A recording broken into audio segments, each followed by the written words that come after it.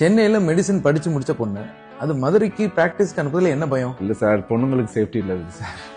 அப்படி இருந்தா 24/7 வந்துட்டு எப்படி சார் லேடிஸ்க்கு சேஃப்டி பண்ண முடியும்? ஏன் நாங்களாம் இல்லையா? போலீஸ் எல்லா இடத்துலயும் இருக்காங்க, தைரியமா அனுப்புங்க பொண்ணு. எல்லாத்துக்கும் போலீஸ் வந்து பாத்துட்டு இருக்க முடியுமா சார்? என்ன இப்படி சொல்றீங்க? 24/7 காவல்துறை தான் உங்க பக்கத்திலே இருக்கு. காவலன் உதவி ஆப் பத்தி நீங்க கேள்விப்பட்டது இல்லையா?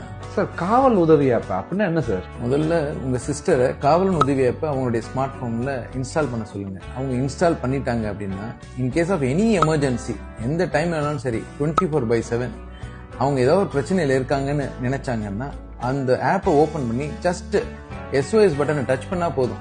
அவங்க 100ன்னு டயல் பண்ண வேண்டிய அவசியம் இல்ல, பக்கத்து ஸ்டேஷன் நம்பர் என்னன்னு தெரிய வேண்டிய அவசியம் இல்ல.